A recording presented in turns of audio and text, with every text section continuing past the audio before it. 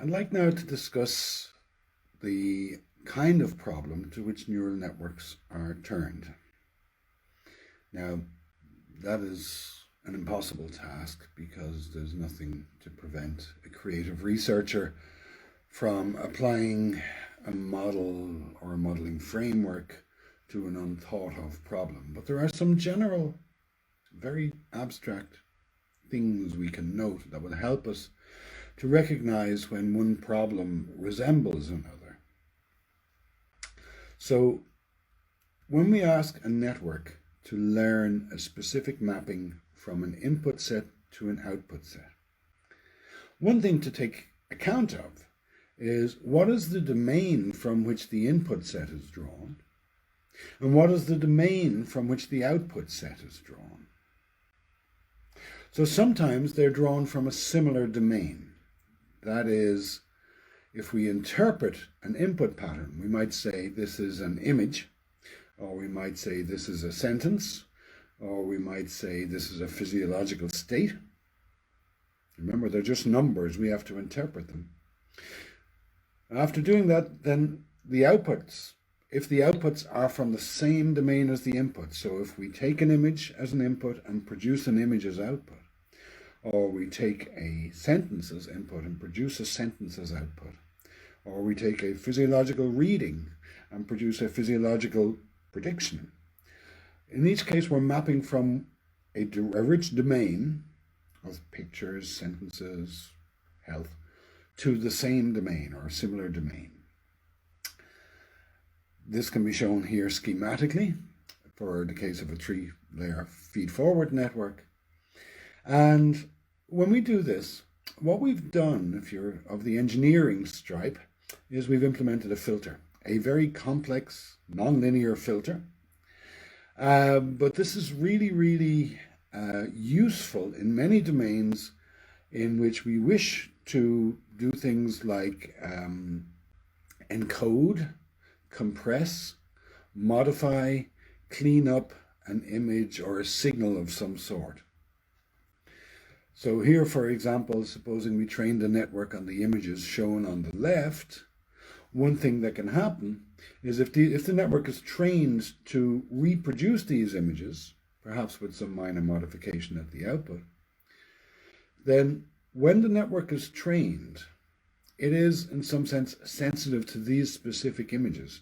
And one thing we often find is that by presentation of a partial image or a partial pattern, more generally, we may be able to get the network to output more than we appear to have given it, because it has been rendered sensitive to the specifics of these images. It may be able to reconstruct them given partial input. We'll see an example of this in the network later on. But in general, this business of mapping from a domain to the same or similar domain is a very powerful engineering technique. It's useful for doing things like prototype extraction, noise removal. The example of a network that we'll see doing this later on will be called an auto-associator, and we'll see good reasons why we might do that. And one pejorative label, one name calling that is sometimes done by those who occupy a theoretical position that looks less favorably on neural networks, is to deride such models as mere associationism. Associationism is a term, it's sort of an insult, but it was popular in psychological discussions in the end of the 19th, beginning of the 20th century, from the simple observation that we are constantly reminded of things. You give me a word and I can freely associate other words. Show me an image and I'm transported back to a memory I have associated with that image. And for some of psychologists of a rationalist stripe, this seemed to be a limitation. For others, it seems to be a strength. So it's good to recognize when we have a network which is being trained to map within a broad domain, from image to image, from sentence to sentence. More commonly, we find networks in which the domain from which the input is drawn bears no resemblance whatsoever to the domain from which the outputs are drawn. So if we are interpreting the outputs as classification decisions, the inputs are elements to be classified. The outputs are ones and zeros that say whether something is or is not within a set. So that's an example of mapping from a domain to a completely different domain, the domain of categorical judgments. Another example is if we have a robot, for example, and we equip the robot with some sensors and we get it to move around in the world. We could put a network between the sensors and the actuators, between those things that record the environment and those things that drive the motors. And that would be mapping, as it were, from a sort of a sensory input to a motor output. A very sort of familiar task. Here, the structure of the input domain is the structure of possible stimulation of the sensors. The structure of the output domain is possible moves in motor space. Turn right, turn left, stop, accelerate, go backwards. So again, when we see this kind of mapping, it's qualitatively distinct from the previous one we just saw. We're mapping from a domain to an entirely differently structured domain. We're working our way up here towards some more recent successes, and here's an example from a deep learning network by Google, which is often presented in an extremely misleading way. The dots and arrows in the middle are the network, and its actual structure won't be of any interest to us. What's of interest to us are the inputs and the outputs. The input is shown on the left. It is indeed a photograph. The output is shown on the right. It is a bunch of letters. The way that this is normally presented is, or discussed, is to attribute all kinds of things to this network that it couldn't possibly have. That it sees the image, that it interprets the image, that it understands the image, and that it can describe what's going on. Those are all entirely inappropriate psychological predicates applied to a model which is just doing sums. 3 plus 2 equals 5. The domain from which the inputs have been drawn are a specific kind of photograph selected for specific kinds of framing, for specific kinds of contrasts. The outputs are a bunch of words which someone in Google has decided constitute appropriate descriptions of what's going on. Again, pay attention to the domain from which the input is drawn and the domain within which the output needs to be understood. A rather entertaining example, I'm going to post a short little YouTube video that illustrates another approach to machine learning. In this case, it's using an evolutionary or a genetic algorithm. But in this case, we really don't care about the training process. At the heart of this is a little feed-forward network with 7 inputs and 3 outputs. Inside a little car, which is driving around a simulated environment. The 7 inputs are 5 sensor readings, which tell it the distance to various positions before it crashes, and 2 representations of the current state of the car, its speed and its direction. The outputs are of an entirely different order. They influence the acceleration, braking, and turning of the car. And the approach used here is quite comical. What you do is you start off with a random network and therefore random car behavior. And then you make copies of that with minor variations, and you let them all go for it, and you examine the behavior of the ones which have done the best, and you say, okay, you seem to be the best of those random cars. Let's start with you and make some random variations and try again with the next generation, generate 100 or so cars, all variants on this one. Let them loose and see who does best, choose the best performing ones, and carry on in this way. You can see a nice video of the process, which is quite amusing to watch. Now, as well as mapping from such unrelated domains as images and language, or sensor readings and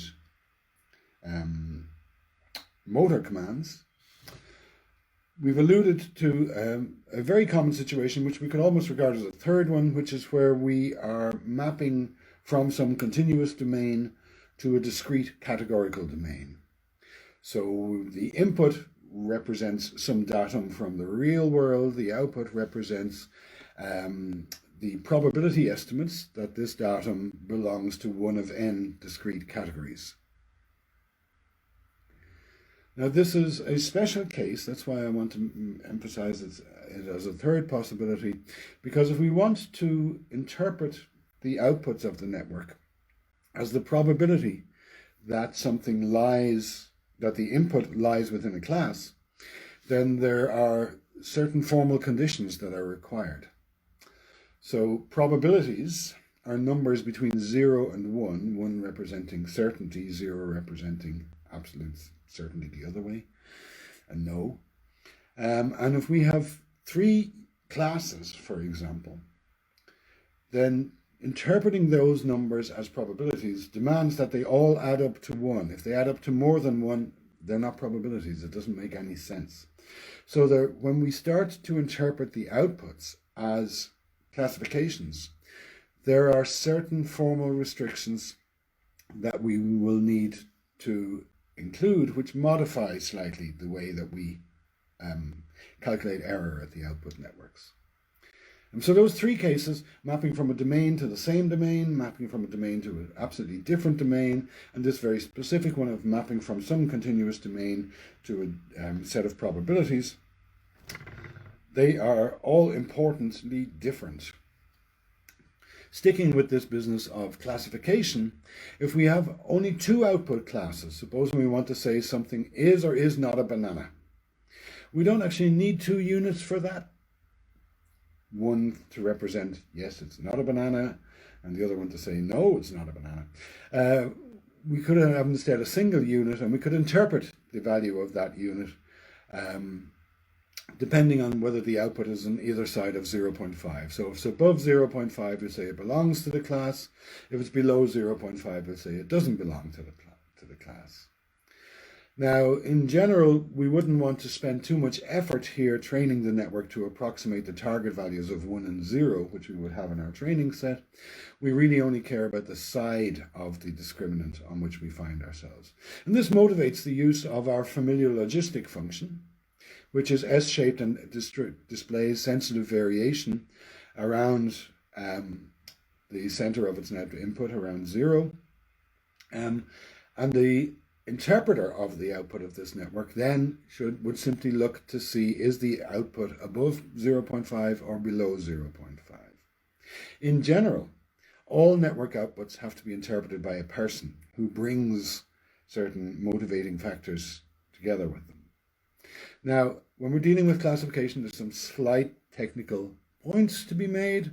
We won't get hung up on these, but if we have a nonlinear output function, as we do with the logistic function, we need to make sure that we're using an appropriate error function, that we're interpreting the errors in the right way. And for this particular case, where we are interpreting the output of a nonlinear unit with a sigmoidal function as an index of class membership based on a discriminant, then we use an error function which is slightly different from simply taking the difference between the target and the desired output. It's given there. It works very neatly mathematically. We needn't go into that. But more importantly, this generalizes then to the case where we're trying to do multinomial classification when we have multiple output classes. So we don't really care too much about the details. But in the simulator you'll be using, you do have the option of changing the error function at the output units for this and this case. This case is where we have multiple classes. So we'll have n output units, each unit standing for one class.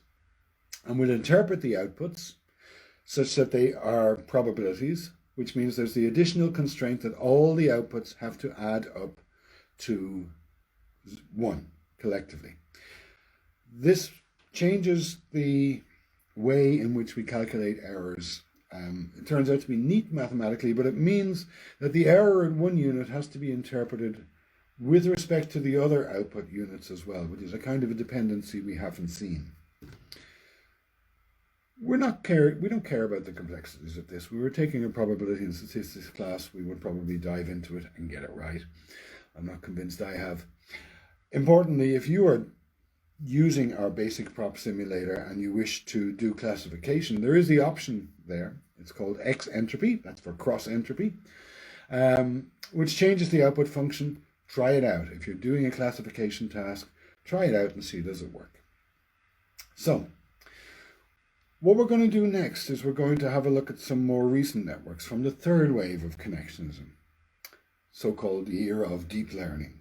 And we're not going to do it in any great detail. We do need to be aware of it. If you want to understand what connectionism is, you have to understand where it came from, why it had a second wave in the 1980s, and what the deal is with this new deep learning thing. So there's a rather good overview article provided in Brightspace, which I suggest reading before you go on to the next section.